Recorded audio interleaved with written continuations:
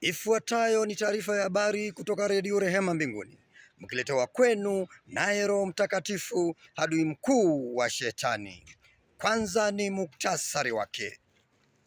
Habari ambazo tunazozipokea hivi sasa ni kwamba Yesu Kristo mfufuka yuwaweza kuwasili watu wote kuanzia sasa. Hayo ni kwa mujibu wa Waziri Mkuu wa Mbinguni, Bwana Biblia Mtakatifu. Habari zaidi zaeleza kwamba Shetani yuaekaeka huku na huku, yakijaribu kunyakua watu ili asije akangamia peke yake wakati wa kiyama ufikapo. Taarifa kwa utendeti. Tunafahamishwa kwamba Yesu Kristo mfufuka yuwaweza kuwasili watu wote kuanzia sasa. Hata hivyo, Biblia iliongeza kuwa siku za kuja kwake Yesu Kristo hajulikani, kwani alisema atakuja kama mwizi. Mji mkuu wa Rehema Mbinguni umetayarishwa na kurembeshwa kufuatana na alivyosema Bwana Yesu Kristo kuwa yuaenda kutuandalieni makao na atarudi tena kuwachukua walio wake ambao wanamtambua kuwa ni mwokozi wao. Aliendelea kusema kwamba Yesu hatakubaliana na wokovu wa kujidai kamwe. Waziri aliendelea kusisitiza jambo hili katika kitabu cha Waefeso 6 mstari wa 6 kwamba Yesu atakubaliana na wale wanaomvaa kama kofia au kujibandika kama ngozi la kondoo, ili hali wao ni mbwa mwitu kindani. Habari za kimataifa.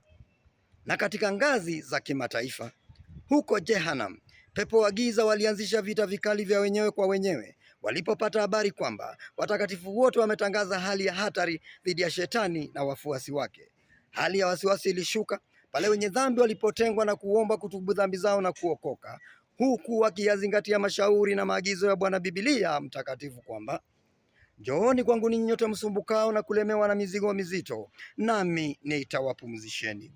Vita ukoroni mwa mwana wa Adamu vimechacha mno kati ya roho wa Mungu na roho wa giza katika mji uitwao The Art in the Valley of Decision, ambapo pepo wa giza wameshambuliwa vibaya sana. Wazo la maisha. Mkristo mpenzi, nyenyekea na mtafute Mungu angalau upate uzima wa milele. Mtafute Yesu Kristo kwa bidii na bila shaka yu ataziosha dhambi zako ziwe nyeupe kama theluji.